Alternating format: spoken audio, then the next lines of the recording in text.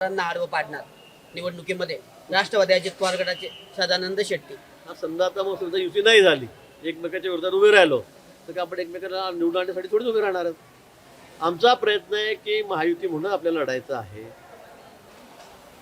महायुती म्हणूनच आम्हाला लढायचं आहे सगळ्या निवडणुका.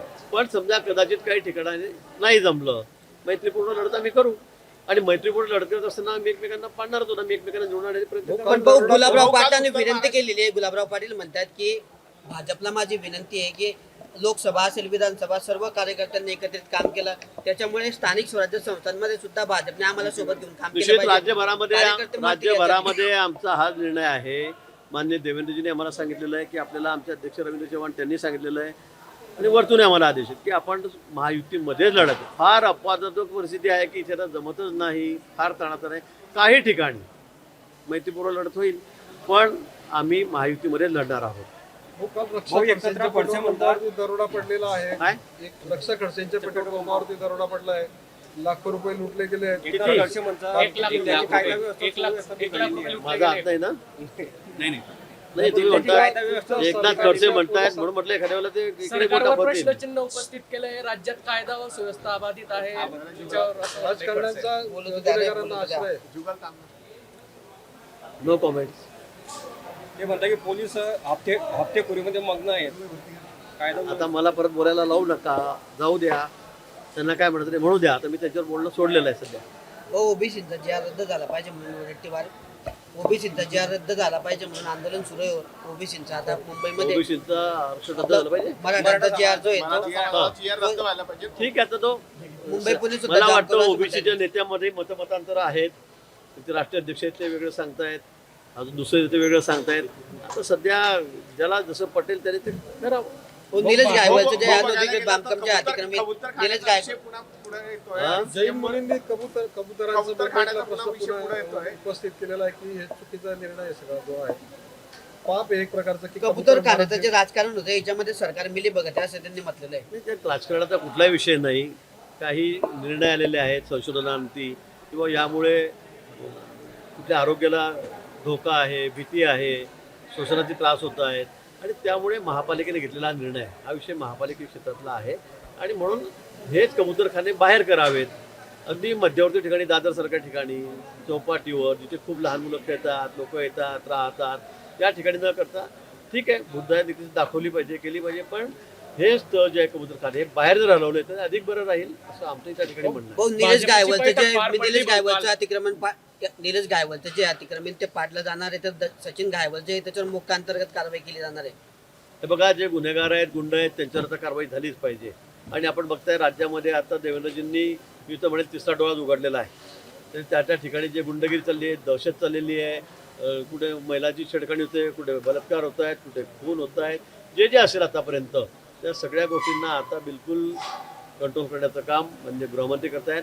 पोलिसांना सक्त आदेश त्यांनी त्या ठिकाणी दिले आहेत. म्हणजे घायवळ असो का पायवळ असो, जे असतील गुन्हेगार त्यांची निश्चित कारवाई होईल. नाशिकला आपण बघतायत, नाशिकला तर इतकी धुलाई मोहीम आम्ही त्या ठिकाणी हाती घेतलेली आहे की अगदी गुंडगिरी मुक्त करण्याचा संकल्प आम्ही केला आहे. गुंडमुक्त नाशिक हा संकल्प आम्ही त्या ठिकाणी केलेला आहे आणि गेल्या आठवड्याभरापासून नाशिककर बघतायत.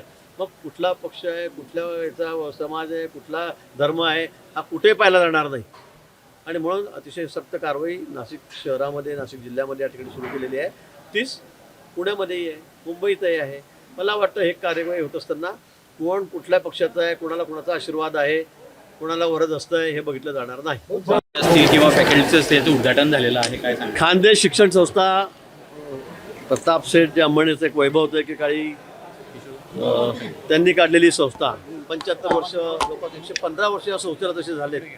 स्वातंत्र्याच्या पूर्वीच्या काळामध्ये ही संस्था त्या ठिकाणी निघाली, नावावर उपर आली. आमच्या जळगाव जिल्ह्यातील सगळ्यात मोठी अशी शिक्षण संस्था आणि त्या शिक्षण संस्थेमध्ये आज विविध इमारतींचं त्या ठिकाणी उद्घाटन, नवीन नवीन कोर्सेस त्यांनी आणलेले आहेत, त्याचं उद्घाटन या ठिकाणी झालेलं आहे. आणि मला वाटतं की साने गुरुजीच्या पथस्पर्शाने पुरी झालेली भूमी आहे आणि म्हणून या ठिकाणी शिक्षण एक दर्जेदार या ठिकाणी दिलं जातं. इथलं नावलौकिक या संस्थेचा खूप वर्षापासून, मी शालेय जीवनात होतो तेव्हापासून मी बघतोय. मी अनेक वेळेला या ग्राउंडवर खेळलेलो आहे, स्पर्धेत आलेलो आहे. आमच्या जामनेर कॉलेजकडून, जळगाव कॉलेजकडून आणि एक वेगळ्या नावलौकिक असलेली ही संस्था आहे आणि अजूनही मला वाटतं की ती दिवसेंदिवस ती वृद्धिंगत होते, ती वाढते आहे. नवीन कोर्स त्या ठिकाणी येत आहेत.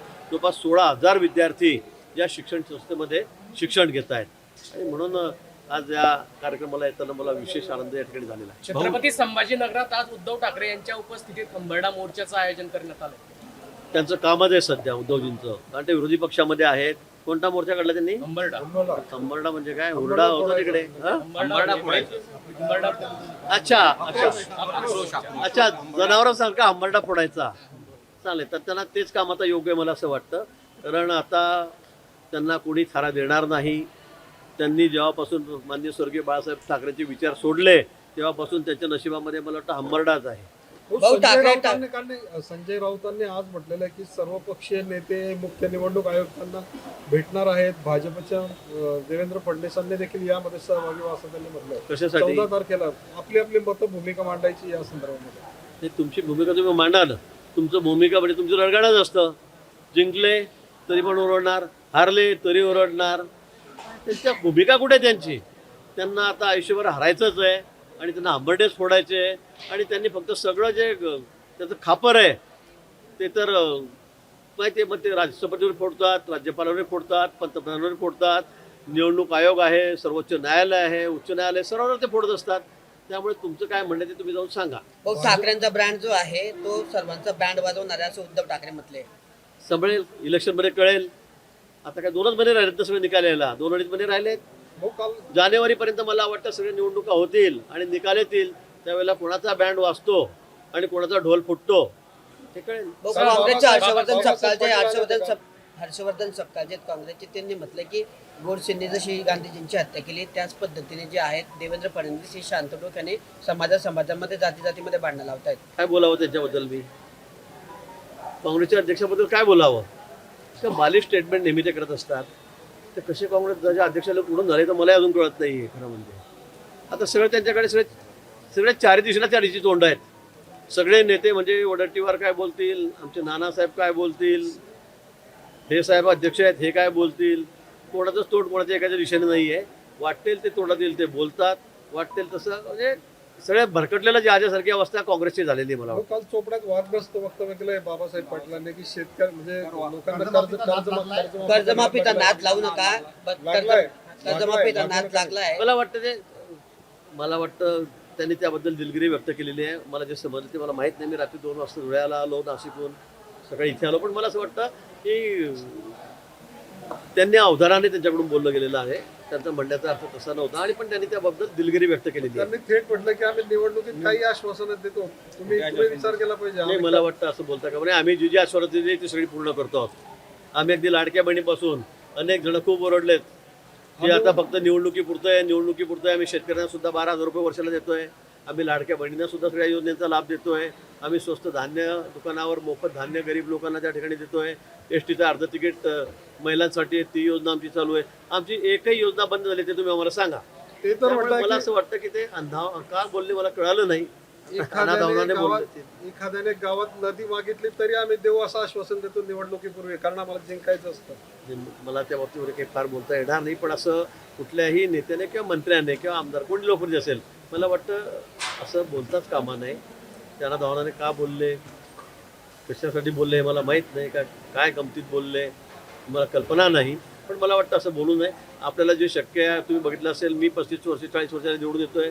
पण असं अंतर आम्ही कधी बोलत नाही. जे शक्य आपल्याला तेच आम्ही बोलतो आणि जे आम्हाला पूर्ण करता येण्यासारखं आहे त्याचंच वचन आम्ही देतो.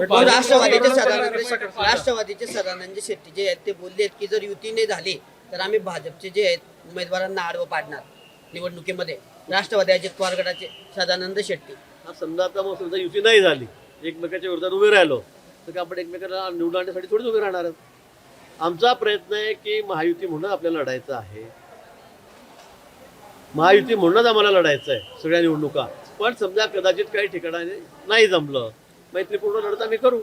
आणि मैत्रीपूर्ण लढत करत असताना आम्ही एकमेकांना पाडणार होतो ना, आम्ही एकमेकांना निवडून आणण्याचे प्रयत्न करू. पण भाऊ, गुलाबराव पाटलांनी विनंती केलेली आहे. गुलाबराव पाटील म्हणतात की भाजपला माझी विनंती आहे की लोकसभा असेल विधानसभा सर्व कार्यकर्त्यांनी एकत्रित काम केलं.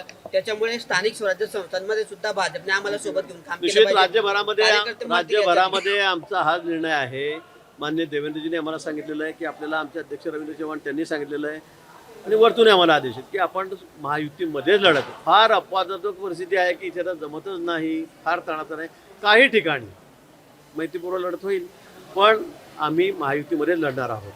हो, काल रक्षा भाऊ, एकत्र खडसेंच्या खडसे पेट्रोल म्हणतात- पंपावरती दरोडा पडलेला आहे. काय एक रक्षा खडसेंच्या पेट्रोल पंपावरती दरोडा पडला आहे.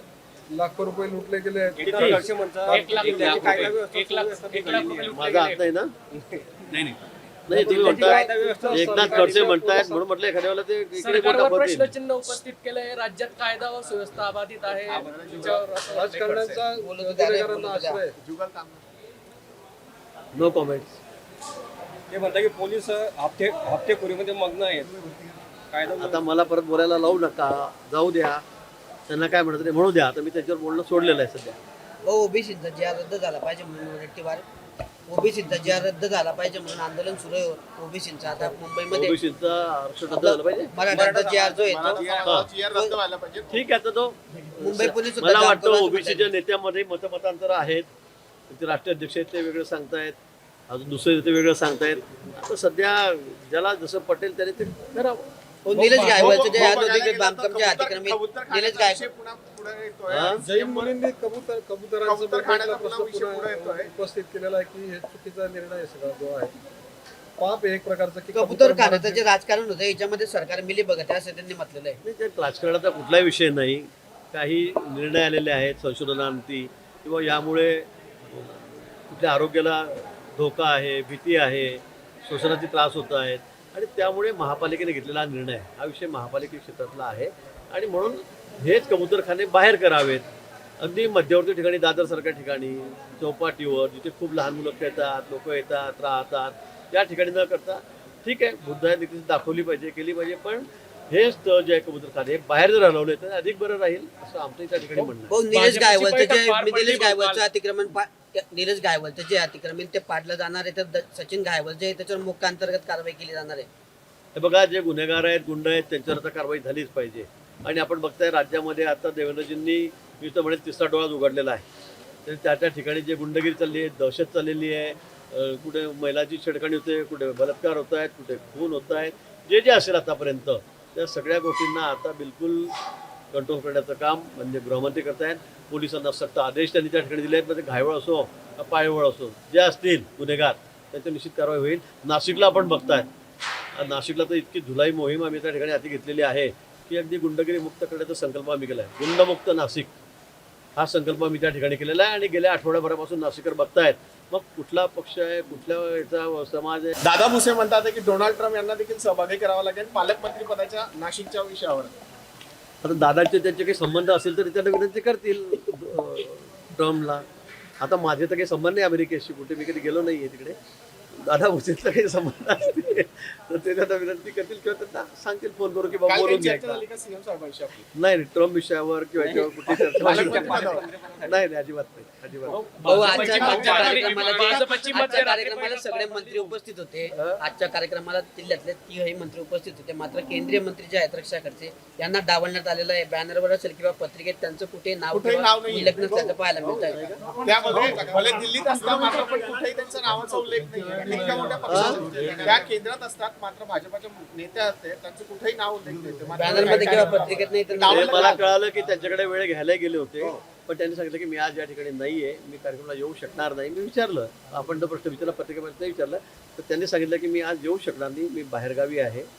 त्यामुळे मग त्यांचं नाव घेतलं. प्रोटोकॉलनुसार त्यांचं नाव उपस्थित असणं गरजेचं आहे. हे हा काही सरकारी कार्यक्रम नाहीये, हा काही गव्हर्नमेंटचा कार्यक्रम नाहीये. एक तर त्यांनी स्वनिधीतून बिल्डिंग बांधलेली आहे. ते त्यांना विनंती करायला गेले होते. मी त्यांना विचारलं कोण कोण येणार काय, पण फक्त म्हणजे रक्षाताईंनी नकार दिला की त्या दिवशी मी इथे नाहीये, म्हणून रक्षाताई नाहीये. आता मी नसतो तर माझे नाव नसतं, मी नाही सांगितलं असतं तर.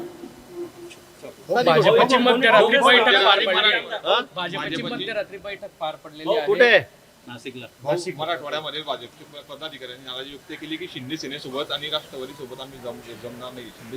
शिंदे सेनेसोबत आम्ही येणारी निवडणूक लढवू. मला वाटतं आमचा प्रयत्न, मी परत सांगतो, आमचा प्रयत्न युतीचाच आहे. पण काही अपवादात्मक परिस्थितीमध्ये काही ठिकाणी जर समजा फारच टोकाची भूमिका असेल, नाही जमलं तर मग आम्ही वेगवेगळे लढू शकतो. पण आमचा आम्हाला ठरवलेलं आहे आम्ही, आम्हाला वरतून आदेश आहे की महायुतीमध्ये लढायचं आहे. संपर्कात आहे का भाऊ आपल्या कोणी केंद्रीय संपर्कात आहे मंत्र्यांची का? प्रॉपर्टी आहे ती जिल्ह्यामध्ये सुरक्षित नाही तर सर्वसामान्यांचं काय असा प्रश्न ऐका ना बाबा, आम्ही त्यांचं पूर्ण जबाबदारी घेऊ. आम्ही त्यांची संपत्तीची सगळी म्हणजे काय करणार खडसे साहेबांनी काळजी करायची नाही, त्यांच्या पूर्ण संपत्तीची काळजी आम्ही घेऊ.